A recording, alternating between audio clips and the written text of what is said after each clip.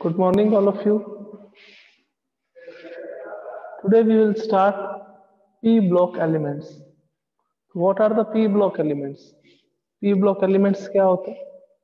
Definition: वो element जिनका last electron p sub shell में एंटर करता है उन्हें क्या कहते हैं? P block element. That elements which last electron enters into p sub shell known as p block element. As you know, p में अपने पास टोटल नंबर ऑफ ऑर्बिटल्स कितने होते हैं? 3. और p में टोटल नंबर ऑफ इलेक्ट्रॉन्स कितने होते हैं? 6. यानी कि p1 से लेकर p6 तक आप इलेक्ट्रॉन फिल कर सकते हो। तो इसी के बेसिस पे जो p ब्लॉक के एलिमेंट्स हैं उसको क्लासिफाई कर रखा है 6 ग्रुप में। Group number 13, group number 14, group number 15, group number 16, group number 17 and group number 18। Group number 13, 14, 15, 16, 17, 18 6 group में आपके पी ब्लॉक के एलिमेंट्स को क्लासिफाई कर रखा है। ग्रुप नंबर 13 जो है उसको आप क्या कहते हैं? Boron family. 14 को अपन क्या कहते हैं? Sorry, carbon family.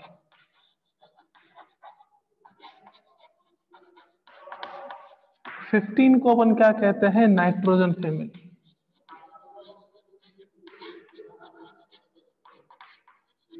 16 को आप क्या कहते हो? Oxygen family. 17 को अपन क्या कहते हैं? हेलोजन। और 18 को अपन क्या कहते हैं? Inert gas. Inert gas. ये आपको पता ही है कि जो नाइट्रोजन फैमिली है उसको निक्टोजन भी कहते हैं। कि sir, why these elements are known as nitrogen? Because the hydrides of these elements are toxic in nature. Due to this reason, the elements of 15 group are also known as nitrogens, है ना? Group number 16 जो है उसको अपन चाल्कोजन भी कहते हैं।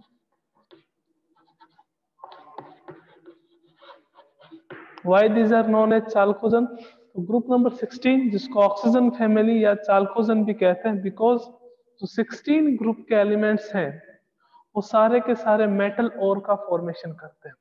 कि sir what are the metal ores? आपने 10th में पढ़ा होगा कि मेटल जो है वो नेचर में कंपाउंड स्टेट में प्रेजेंट होती है। तो उसको अपन क्या कहते हैं? मेटल ओर, जिससे किसका फॉर्मेशन होता है? मेटल का। और उस पूरी प्रोसेस को अपन क्या कहते हैं? मेटलर्जी कहते हैं। तो जितने भी आपके पास मेटल ओर्स प्रेजेंट होते हैं वो सारे के सारे ग्रुप नंबर 16 के एलिमेंट्स के हैं। जैसे आपके पास आयरन ऑक्साइड, आयरन सल्फाइड, है ना? तो ये सारे आपके पास कॉपर सल्फाइड, कॉपर पायरिटीज, यानी कि सब में या तो ऑक्सीजन प्रेजेंट होगा या सल्फर प्रेजेंट होगा। तो इसके कारण से जो ग्रुप नंबर 16 है उस ऑक्सीजन फैमिली को अपन चैल्कोजन भी कहते हैं। ग्रुप नंबर 17 को अपन हेलोजन कहते हैं। हेलो का मतलब क्या होता है? सॉल्ट। और जन का मतलब क्या होता है? जेनेसिस। क्योंकि ग्रुप नंबर 17 के जो एलिमेंट्स हैं वो किसका फॉर्मेशन करते हैं? वो सॉल्ट का फॉर्मेशन करते हैं। ग्रुप नंबर 17 जो है उसके एलिमेंट किसका फॉर्मेशन करते हैं? सॉल्ट का। तो बोरॉन फैमिली की बात करें तो अपने पास क्या क्या है? बोरॉन है, aluminium,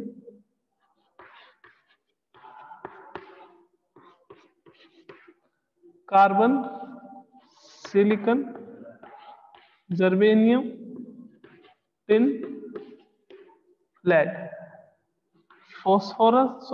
nitrogen, phosphorus, arsenic, antimony, bismuth. Oxygen family में oxygen, sulphur, selenium, tellurium, iodine, fluorine, chlorine, bromine, iodine, अरे टेलुरियम के बाद टेलुरियम के बाद पोलोनियम और एस्टेनियम। इनर्ट गैसेस में अपने पास helium, neon, argon, krypton, xenon और रेडॉन। तो टोटल जो पी ब्लॉक के एलिमेंट्स हैं वो कितने ग्रुप में क्लासिफाइड हैं? 6 ग्रुप में क्लासिफाइड है। 6 ग्रुप में क्यों क्लासिफाइड है? कि 6 ग्रुप में इसके लिए क्लासिफाइड है कि अगर पी ऑर्बिटल की पर बात करते हैं तो पी ऑर्बिटल पी सबशेल जो है, पी सबशेल में आपके पास टोटल नंबर ऑफ ऑर्बिटल्स कितने होते हैं 3, यानी कि पी में मैक्सिमम इलेक्ट्रॉन आप कितने फिल कर सकते हो कि सर पी में मैक्सिमम इलेक्ट्रॉन 6 फिल कर सकते हैं। इसके कारण से आपके पास पी ब्लॉक के एलिमेंट को 6 ग्रुप में क्लासिफाइड किया गया है। पी ब्लॉक के एलिमेंट्स में क्या क्या प्रेजेंट होती है? पी ब्लॉक के ग्रुप में आपके पास metal, non metal and metalloids. Metals, non metals and metalloids. अगर अपन एस ब्लॉक की बात करें तो हाइड्रोजन को अगर आप छोड़ दें और हीलियम को छोड़ दें तो उसके बाद सारी आपके पास क्या है? मेटल है। अपन पी ब्लॉक की बात करें तो पी ब्लॉक के एलिमेंट्स में आपके पास क्या क्या प्रेजेंट होंगे? मेटल्स भी प्रेजेंट होंगी, नॉन मेटल्स भी प्रेजेंट होंगी और मेटलर्ड्स भी प्रेजेंट होंगे। तो अगर अपन बात करें कि 11th क्लास में अपने पास क्या है, तो 11th क्लास में अपन ग्रुप नंबर 13 और 14 को डिस्कस करेंगे। ये जो दो आपके पास ग्रुप है वो आपके पास अभी क्लास 11। ग्रुप नंबर 15, 16, 17 और 18 की मैं अगर बात करूं तो ये अपने पास कहाँ आ जाते हैं? Class number 12। तो नेक्स्ट ईयर जो है वो अपन nitrogen family, oxygen family, halogen family और इनर्ट गैसेस के बारे में स्टडी करेंगे। इस साल जो अभी के सिलेबस में है उसके अकॉर्डिंग अपन 11th में ग्रुप नंबर 13 यानी कि boron family and group number 14 यानी कि कार्बन फैमिली के बारे में डिस्कस करेंगे। एक इंपॉर्टेंट बात जो सब में कॉमन, चाहे ग्रुप नंबर 13 ले लीजिए, चाहे 14 ले लीजिए, चाहे 15 ले लीजिए, चाहे 16 ले लीजिए, चाहे 17 ले लीजिए, कि फर्स्ट एलिमेंट हर एक ग्रुप का, कि अगर यहाँ पे बात करें तो बोरॉन, यहाँ पे बात करें तो कार्बन, यहाँ पे बात करें तो नाइट्रोजन, यहाँ पे बात करें तो ऑक्सीजन, यहाँ पे बात करें तो फ्लोरीन, है ना। फर्स्ट एलिमेंट हर एक ग्रुप का अपने ही ग्रुप के दूसरे एलिमेंट्स के साथ डिफरेंट प्रॉपर्टीज शो करता है। हर एक ग्रुप का फर्स्ट एलिमेंट जो है वो अपने ही ग्रुप के दूसरे एलिमेंट से डिफरेंट प्रॉपर्टी शो करता है, यानी कि each member of each first member of each group show different properties from other elements of its group। उसका रीजन क्या है? उसका रीजन देखिएगा कि यहाँ पे सबसे छोटा साइज किसका? बोरोन का। यहाँ पे सबसे छोटा साइज किसका? कार्बन का। यहाँ पे सबसे छोटा साइज किसका? नाइट्रोजन का। यहाँ पे सबसे छोटा साइज किसका? ऑक्सीजन का। यहाँ पे सबसे छोटा साइज किसका? फ्लोरीन।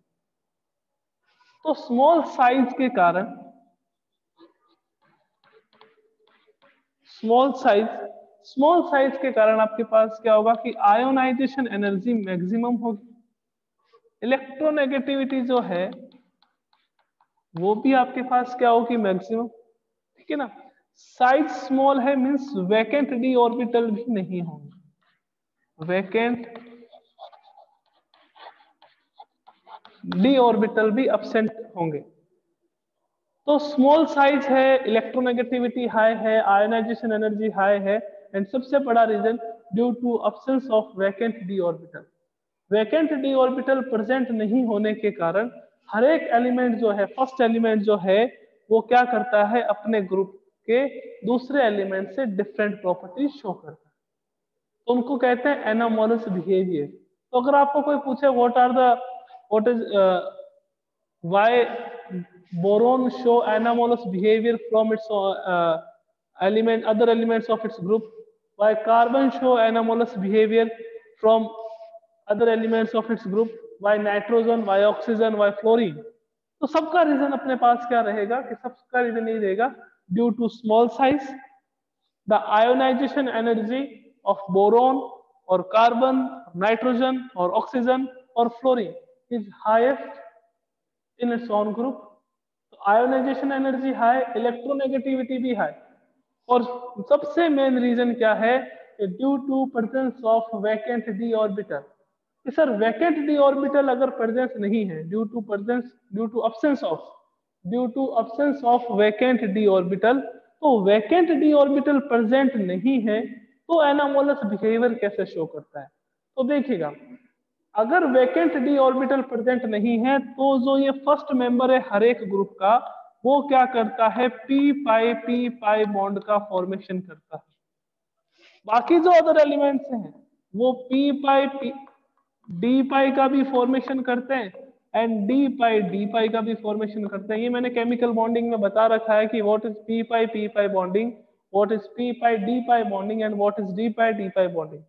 तो जो आपके पास फर्स्ट मेंबर है हर एक ग्रुप, चाहे बोरोन ले लीजिए, कार्बन, नाइट्रोजन, ऑक्सीजन, क्लोरीन, तो वो क्या करते हैं कि स्मॉल साइज के कारण और वैकेंट डी ऑर्बिटल प्रेजेंट नहीं होने के कारण वो दूसरे एलिमेंट जिनमें वैकेंट डी ऑर्बिटल नहीं होता या खुद के साथ ही क्या करते हैं, पी पाई बॉन्ड का फॉर्मेशन करते हैं, पी पाई और डी पाई बॉन्ड का फॉर्मेशन नहीं करते। तो आपके पास जो भी फर्स्ट मेंबर है ग्रुप नंबर 13 का, 14 का, 15 का, 16 का, 17 का, वो एनामोलस बिहेवियर यानी कि डिफरेंट प्रॉपर्टी शो करता है दूसरे एलिमेंट से। क्यों शो करता है उसका रीजन बार बार बता रहा हूँ, याद रखिएगा, दिमाग में फिट कर लीजिएगा, क्योंकि बोर्ड एग्जाम में भी क्वेश्चन आता है कि explain the anomalous behavior of nitrogen, explain the anomalous behavior of oxygen, explain the anomalous behavior of fluorine। और अपने जो 11th में है उसमें भी आपके पास आएगा और anomalous behavior of boron या anomalous behavior of carbon। तो इसका रीजन क्या रहता है, रीजन एक ही है, small size, high ionisation energy, high electronegativity and vacant d orbital are not present। due to this reason boron or carbon or nitrogen or oxygen or chlorine show different properties from the other elements of its from their group, है ना। तो vacant d orbital present नहीं होंगे तो क्या होगा कि only P pi bonding होगी, पी पाई डी पाई बॉन्डिंग प्रेजेंट नहीं होगी। तो इसके कारण से सारे एलिमेंट्स क्या करते हैं, डिफरेंट प्रॉपर्टीज शो करते हैं। तो अपने को कौन कौन से ग्रुप की स्टडी करनी है, ग्रुप नंबर 13 और ग्रुप नंबर 14 के एलिमेंट्स की अपन स्टडी करेंगे 15, 16, 17, 18 क्लास 12 में देखेंगे।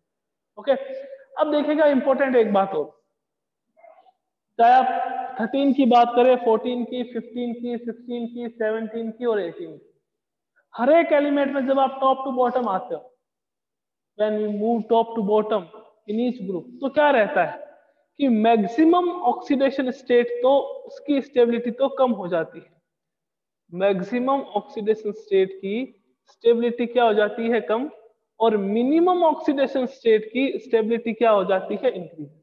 When we move top to bottom, अगर आप टॉप टू बॉटम आ रहे हो किसी भी ग्रुप में, चाहे 13 है, 14 है, 15 है, 16 है, 17 है, तो जब आप टॉप टू बॉटम मूव करते हो तो on moving top to bottom the oxidation state of the maximum oxidation state आपके पास उसकी स्टेबिलिटी क्या होगी, डिक्रीज, और मिनिमम की क्या हो जाएगी, इंक्रीज। कि सर कैसे, और कैसे मैक्सिमम शो करता है, कैसे मिनिमम शो करता है, और क्या रीजन रहता है मैक्सिमम और मिनिमम शो करने का। तो मैं अगर बात करूं बोरॉन फैमिली की, तो बोरॉन फैमिली दो टाइप की वैलेंस ऑक्सीडेशन स्टेट शो करती है, +3 और +3 और +1। अब टॉप टू बॉटम आप जाओगे तो टॉप टू बॉटम जाने पर the stability of +3 oxidation state decreases and the stability of +1 oxidation state increases. ऐसे ही कार्बन की बात करें तो वो क्या शो करता है, +2 और +4। आपने देखा होगा PbCl2 PbCl4 या PbSO4 PbCl4, यानी कि एक कंपाउंड में तो Pb जो है वो +2 ऑक्सीडेशन स्टेट शो कर रहा है और एक में Pb जो है वो +4 ऑक्सीडेशन स्टेट शो कर रहा है। तो अगर बोरॉन की बात करें तो +3 और +1 शो करता है, कार्बन फैमिली की बात करें तो वो +2 और +4 शो करता है। तो जब आप टॉप टू बॉटम जाते हो तो मैक्सिमम जो ऑक्सीडेशन स्टेट है, इसकी जैसे +4 है, इसकी जैसे +3 है, तो उसकी स्टेबिलिटी हमेशा क्या होती है, डिक्रीज, और मिनिमम वाले की स्टेबिलिटी हमेशा क्या हो जाती है, इंक्रीज। कि सर ऐसा क्यों होता है, क्या रीजन है इसका, तो आइए देखते हैं।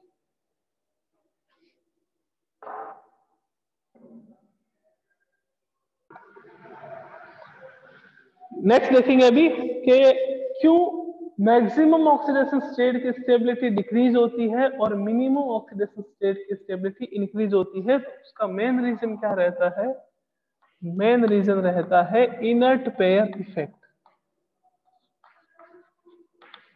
इनर्ट पेयर इफेक्ट, कि sir what is inert pair effect, क्या होता है ये इनर्ट पेयर इफेक्ट। तो जैसे जैसे अपन टॉप टू बॉटम आते हैं, on moving top to bottom, कि बोरॉन है, एल्यूमिनियम है, गैलियम है, इंडियम है और थीलियम, जैसे जैसे आप टॉप टू बॉटम मूव करोगे, टॉप टू बॉटम मूव करने पर the electrons of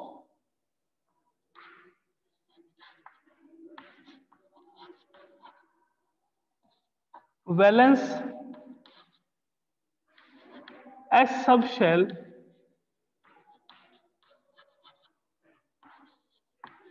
do not participate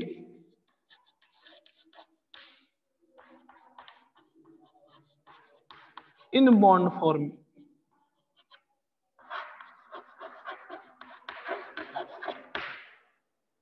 जैसे जैसे आप टॉप टू बॉटम मूव करते हो, टॉप टू बॉटम मूव करने पर जो वैलेंस एस सब शेल के इलेक्ट्रॉन्स हैं वो बॉन्ड फॉर्मेशन में पार्टिसिपेट नहीं करते। ये सर कैसे? कि मैं अगर बात करूं बोरॉन फैमिली, बोरॉन फैमिली अभी अपन ने बताया कि कौन से ग्रुप के एलिमेंट है, 13 ग्रुप के एलिमेंट्स। तो इनका जनरल इलेक्ट्रॉनिक कॉन्फ़िगरेशन क्या होगा? कि सर इनका जनरल इलेक्ट्रॉनिक कॉन्फ़िगरेशन होगा NS2 NP1। वैलेंस शेल में कितने इलेक्ट्रॉन? 3 इलेक्ट्रॉन। तो अपन उसको क्या कह देते हैं? ग्रुप नंबर 13 कह देते हैं। पीरियोडिक टेबल में देखा था NS2 NP1। अब अगर बात करें कि S में इसके पास कितने इलेक्ट्रॉन? 2। P में इसके पास कितने इलेक्ट्रॉन? 1। अब अगर एक्साइटेड स्टेट की बात करूं तो एक्साइटेड स्टेट में अपन देखेंगे कि एक इलेक्ट्रॉन तो यहां आ गया, एक इलेक्ट्रॉन यहां और एक electron. Total number of unpaired electron कितने हो गए? 3। तो इस रीजन से ये +3 वैलेंसी क्या, +3 ऑक्सीडेशन स्टेट क्या कर सकता है? शो कर सकता है। अगर बोरॉन की बात करें तो बोरॉन के सारे कंपाउंड BH3, BF3, BCl3 सब में बोरॉन जो है वो +3 ऑक्सीडेशन स्टेट शो करता है। बट जैसे जैसे टॉप टू बॉटम आते हैं कि बोरॉन, बोरॉन के बाद एल्यूमिनियम आए, एल्यूमिनियम के बाद गैलियम में आए, गैलियम के बाद इंडियम में आए, इंडियम के बाद आप हेलियम। तो टॉप टू बॉटम आने पे क्या होता है कि जो ये NS वाले इलेक्ट्रॉन हैं ये बॉन्ड फॉर्मेशन में पार्टिसिपेट नहीं करते, और ओनली एंड ओनली कौन पार्टिसिपेट करता है? जो P वाला सिंगल इलेक्ट्रॉन है वो पार्टिसिपेट करता है। कि यहां पहले तो क्या करा कि ये अपने पास थी ग्राउंड स्टेट, आपने एक इलेक्ट्रॉन को एनर्जी दी और S से कौन सी सबशेल में भेज दिया? P सबशेल में। तो इसको अपन ने कह दिया एक्साइटेड स्टेट। और यहां पे कौन सी ऑक्सीडेशन स्टेट चल रही थी? वहां पे +3। बट जैसे जैसे टॉप टू बॉटम आए तो टॉप टू बॉटम आने पर क्या हुआ कि एटॉमिक साइज इंक्रीज हो गया। एटॉमिक साइज इंक्रीज हो गया तो वहां पे अपन यूं कह सकते हैं कि शिल्डिंग इफेक्ट धीरे धीरे क्या होने लग जाता है कि इनर शेल के जो इलेक्ट्रॉन है, इनर शेल में कंप्लीटली फिल्ड आपके पास शेल रहती है, यानी कि मैक्सिमम इलेक्ट्रॉन डेंसिटी रहती है। Due to this maximum electron density, जो वैलेंस एस सबसेल के इलेक्ट्रॉन है, वैलेंस एस सबसेल के इलेक्ट्रॉन है, उस पे न्यूक्लियस का अट्रैक्शन फोर्स मैक्सिमम होता है। कि आपके पास अगर बात करें, यहां पे मैं दोबारा एक बार एक्सप्लेन कर देता हूं कि आपके पास न्यूक्लियस, कोई भी आपके पास एटम आ गया यहाँ पे, जैसे मान लीजिए कि मेरे पास इंडियम आ गया, मेरे पास हेलियम आ गया। तो टॉप टू बॉटम जाने पर अपने को पता है कि एटॉमिक साइज इंक्रीज होता है। इनर शेल में इलेक्ट्रॉन डेंसिटी क्या रहती है? मैक्सिमम।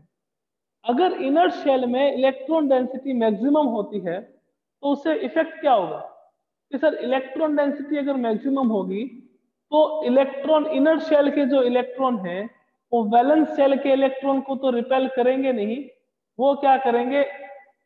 एक दूसरे को ही रिपेल करेंगे। मींस उनका स्क्रीनिंग इफेक्ट क्या हो जाएगा? वीक। अब उनका स्क्रीनिंग इफेक्ट वीक हो गया तो वैलेंस एस सब शेल पे उसका अट्रैक्शन फोर्स क्या होगा? मैक्सिमम। और इस रीजन के कारण जो ये वैलेंस एस सब शेल है वो बॉन्ड फॉर्मेशन में पार्टिसिपेट नहीं करते।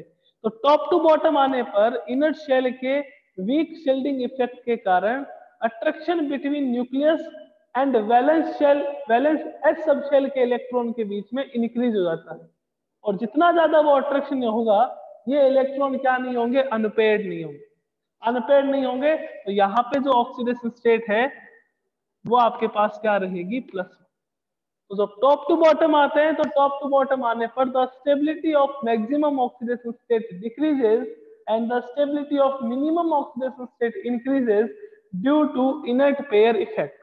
तो सर इनर्ट पेयर इफेक्ट क्यों कहा इसे? तो इनर्ट पेयर इफेक्ट इसके लिए कहा क्योंकि यहाँ पे अगर अपन देखें ये जो है पेयर, इलेक्ट्रॉन पेयर जो है ये एक क्लॉकवाइज एक एंटी क्लॉकवाइज, ये बॉन्ड फॉर्मेशन में पार्टिसिपेट नहीं कर रहा है। मतलब बॉन्ड फॉर्मेशन में पार्टिसिपेट नहीं कर रहा है, मीनिंग क्या हो गया कि ये इनर्ट है और इस इनर्ट पेयर के कारण जो ऑक्सीडेशन स्टेट है वो +3 से +1 हो गई। इसके कारण आप इसे क्या कहते हैं? इनर्ट पेयर इफेक्ट कहते हैं। तो इनर्ट पेयर इफेक्ट क्या होता है वो मैंने अभी आपको बताया कि जब भी किसी ग्रुप में 13, 14, 15, 16, 17 टॉप टू बॉटम आते हैं तो टॉप टू बॉटम आने पर वैलेंस एस सबशेल जो है वो बॉन्ड फॉर्मेशन में पार्टिसिपेट नहीं करते। तो वैलेंस एस सबशेल के जो इलेक्ट्रॉन है वो बॉन्ड फॉर्मेशन में पार्टिसिपेट नहीं करते। उससे क्या होता है? एलिमेंट जो है वो मिनिमम ऑक्सीडेशन स्टेट शो करता है। इसे अपन क्या कहते हैं? इनर्ट पेयर इफेक्ट कहते हैं। ओके, इसे अपन क्या कहते हैं? Inert pair effect.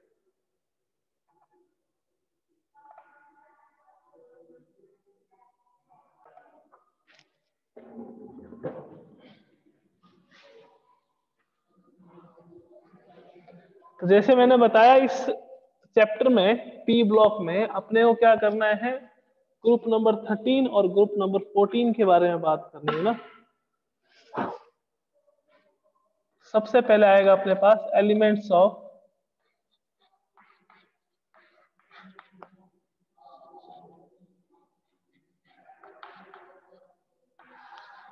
Group 13। Group 13 की बात करें तो ग्रुप 13 में एलिमेंट्स जो आते हैं वो आपके पास मैंने अभी बताए थे आपको।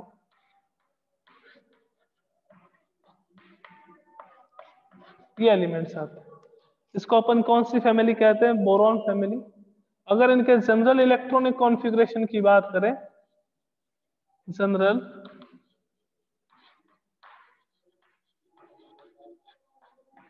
इलेक्ट्रॉनिक कॉन्फ़िगरेशन वो क्या होता है अपने पास? NH2 NP1। तो ग्रुप नंबर 13 कैसे आए? आपने पीरियोडिक टेबल में देखा था कि अगर आपको ग्रुप डिसाइड करना हो कि कौन सा है तो अपन क्या करते हैं? पी ब्लॉक के एलिमेंट के लिए 10 plus number of electrons in valence shell देखते हैं। तो वैलेंस सेल 2 और 1 कितने हो गए? 3 में अगर आप 10 ऐड करते हो तो उसको अपन क्या कह देते हैं कि ग्रुप नंबर 13 है, या आपके पास क्या है? Group number 3A। तो अगर बोरॉन की बात करेंगे कि बोरॉन का इलेक्ट्रॉनिक कॉन्फ़िगरेशन क्या है, तो बोरॉन का क्या आएगा? 2s2 2p1। एल्यूमिनियम का क्या आ जाएगा? 3s2 3p1। गैलियम का क्या आ जाएगा आपके पास? 4s2 4p1। इंडियम का क्या आ जाएगा अपने पास? 5s2 5p1। और थेलियम का क्या आ जाएगा? 6s2 6p1। ये आपके पास एलिमेंट का इलेक्ट्रॉनिक कॉन्फ़िगरेशन। सेकंड पॉइंट आता है इसकी एटॉमिक रेडियस।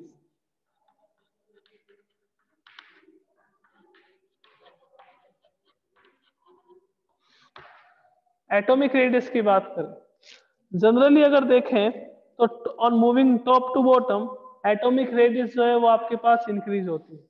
कि अगर आप टॉप टू बॉटम आते हो तो टॉप टू बॉटम आने पर नंबर ऑफ शेल जो है वो इंक्रीज होता है, और नंबर ऑफ शेल इंक्रीज होने के कारण जो आपके पास एटॉमिक रेडियस है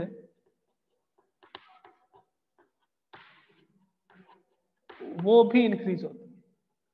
on moving top to bottom number of shell increases, and number of shell increase होता है तो आपके पास एटॉमिक रेडियस भी क्या होती है? इंक्रीज। बट यहाँ पे एक्सेप्शन आ जाता है, बोरॉन के बाद अपने पास क्या आता है? Gallium.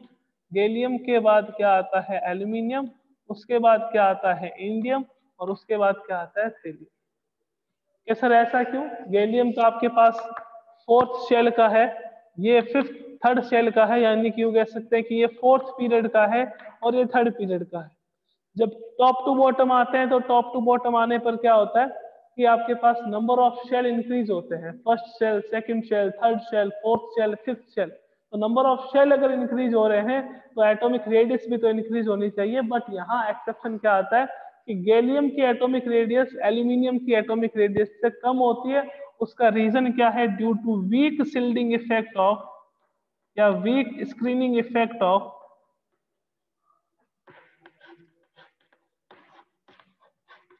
Electrons of 3D subshell. के सर क्यों? गैलियम से जस्ट पहले, गैलियम की बात करें, गैलियम का एटॉमिक नंबर होता है 31। गैलियम से जस्ट पहले कौन प्रेजेंट होता है? गैलियम से जस्ट पहले डी ब्लॉक के एलिमेंट्स प्रेजेंट होते हैं, यानी कि स्कैंडियम से लेकर के जिंक तक। तो जिंक तक इलेक्ट्रॉन्स अगर आप फिल करते हो तो जिंक का कॉन्फ़िगरेशन क्या देखते हो कि सर उसका होता है 3D10। उसका कौन सा होता है? 3D10 होता है। तो 3D10 अगर उसका कॉन्फ़िगरेशन है तो थर्ड शेल में यानी कि इनर शेल में इलेक्ट्रॉन डेंसिटी आपके पास क्या आएगी? मैक्सिमम। इलेक्ट्रॉन डेंसिटी अगर मैक्सिमम होगी तो मैंने अभी आपको बताया था कि अगर इनर शेल की इलेक्ट्रॉन डेंसिटी मैक्सिमम हो तो वैलेंस शेल पे उतना ज्यादा स्क्रीनिंग इफेक्ट एप्लीकेबल नहीं होता है जितना होना चाहिए। तो उसके कारण क्या होगा? Attraction between nucleus and electron of valence shell क्या हो जाएगा? इंक्रीज। और साइज थोड़ा सा क्या हो जाएगा आपके पास? डिक्रीज हो जाएगा। तो ये किसके कारण से? Due to weak screening effect of electrons of d 3D subshell क्या रहता है आपके पास कि ये एक्सेप्शन आता है। तो होना तो क्या चाहिए था? Boron, aluminium, gallium, indium, thallium. पर होता क्या है? Boron, gallium, aluminium, indium, thallium. ये होता है due to weak shielding effect of electrons of d subshell, या अपन यूं कह सकते हैं 3D सबशेल। ओके, तो दो प्रॉपर्टी करी आज, electronic configuration and atomic radius. कल की क्लास में डिस्कस करेंगे इसकी ionization energy, electronegativity and the chemical properties of elements of group 13। Okay, bye, take care, मिलते हैं कल।